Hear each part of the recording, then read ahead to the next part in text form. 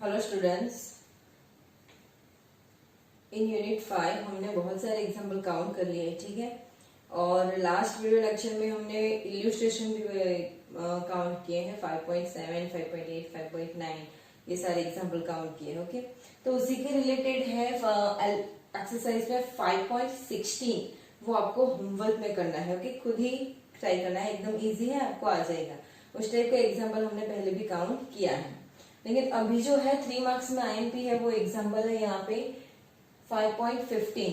5.60 is also IMP in 3 marks, okay. Exercise 5.15. Two bodies of masses 10 kg and 20 kg respectively kept on a smooth horizontal surface are tied to the ends of light string. A horizontal force F is equal to 600 Newton is applied to first A and second is B along the direction of string. What is the tension in the string in each case? Okay, तो पहले हम कौन सी जो भी इसमें value दी गई है, given value, वो हम लिख लेते हैं यहाँ पे। तो first, two bodies of masses, two bodies. तो M1 is 10 kg for mass of first body and M2 is 20 kg mass of second body, respectively kept on a smooth horizontal surface. A smooth horizontal surface है जिसपे एक 10 kg का मास है, यानी कि M1, उसको हम A नाम दे रहे हैं।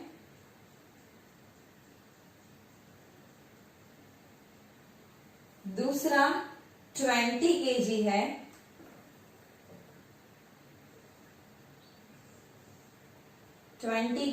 वो M2 है, ठीक है। Are tied to the ends of light string, tied to the ends of light string.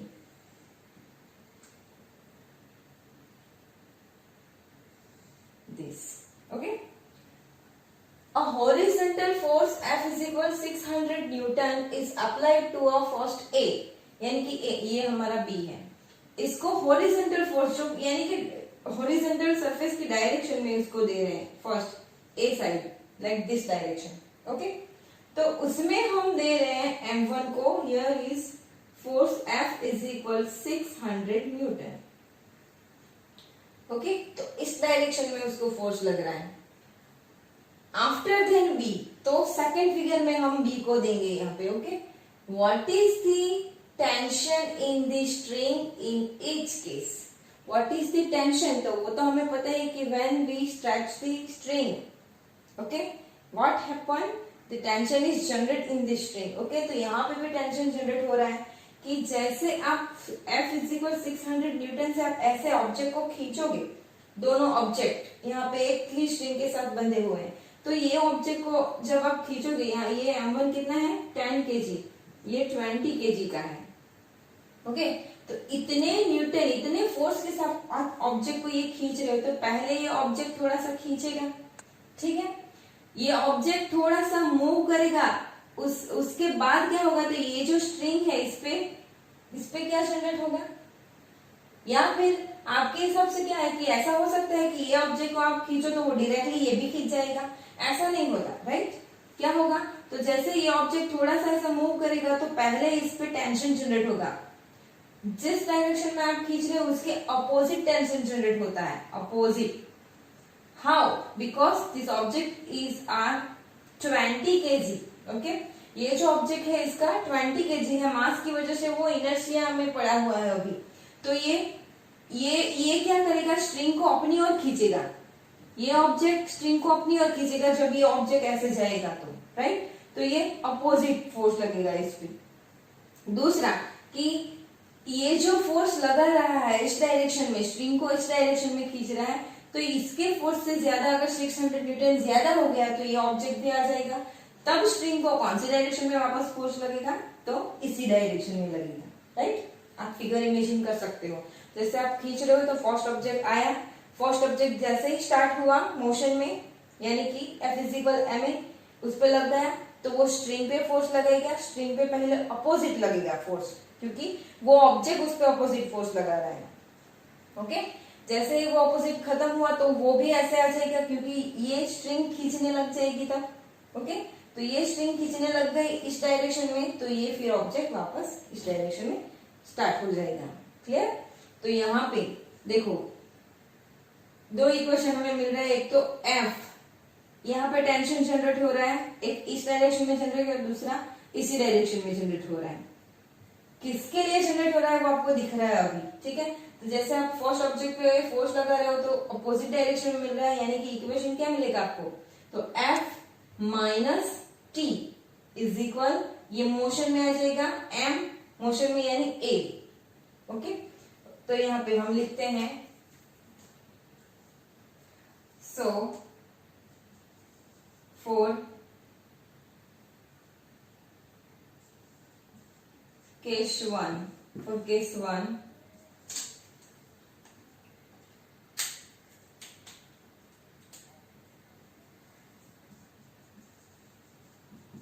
from the second law of motion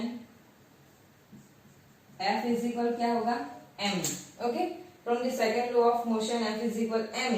what happen, तो F कितना मिलेगा आपको, ये m1 पे फोर्स लगा रहा है फर्स्ट, तो क्या मिलेगा आपको यहाँ पे F इतना फोर्स लगा रही है, तो इसके ऑपोजिट क्या है, माइनस टी, तो ये F मिल गया आपको, F माइनस टी। ओके, तो क्या मिल रहा है, m1a, F is equal m1a। Clear? Equation number 1 दे दो। क्लियर? चलो, इसके लिए आ गया। अभी क्या है, जैसे ही ये मोशन में आएगा तो इस पे स्ट्रिंग लगेगा, तो ये भी मोशन में आएगा, यानी कि इसको भी ma मिल जाएगा, फिजिकल ma। तो फॉर ऑब्जेक्ट A यहाँ पे हम लिखेंगे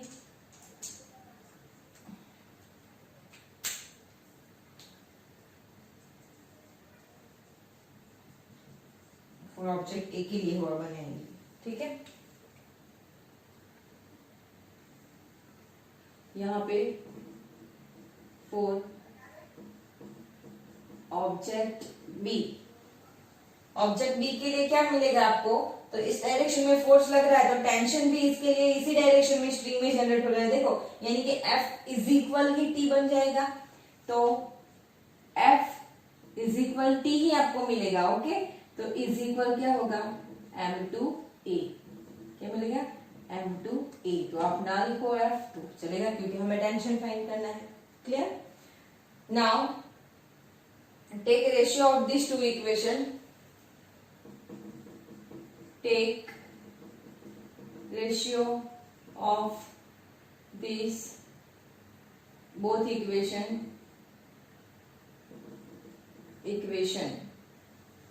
first F minus T divided by T is equal m1a divided by m2a।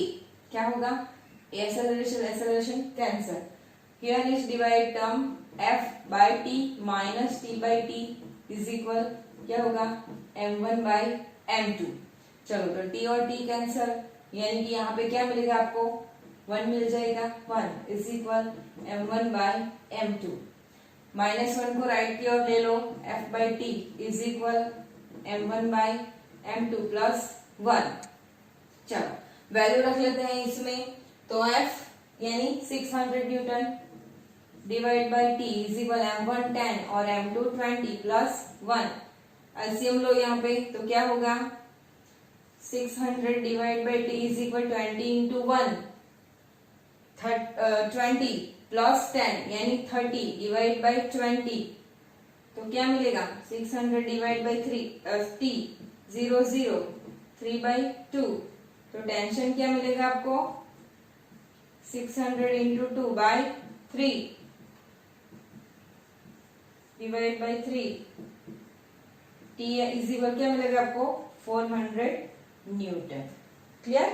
तो ये फर्स्ट केस में जब आप ऑब्जेक्ट ए पे फोर्स लगाओगे इस डायरेक्शन में, फर्स्ट केस में, तो आपको स्ट्रिंग में जो टेंशन जनरेट होगा वो कितना होगा, 400 न्यूटन। क्लियर?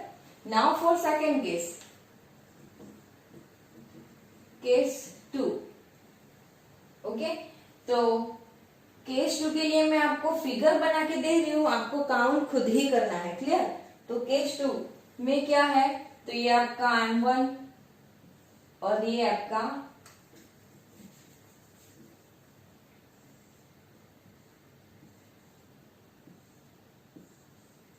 आपका M2। चलो, दोनों को स्ट्रिंग से बंधा है और यहाँ पे फोर्स लग रहा है F इक्वल 600 न्यूटन।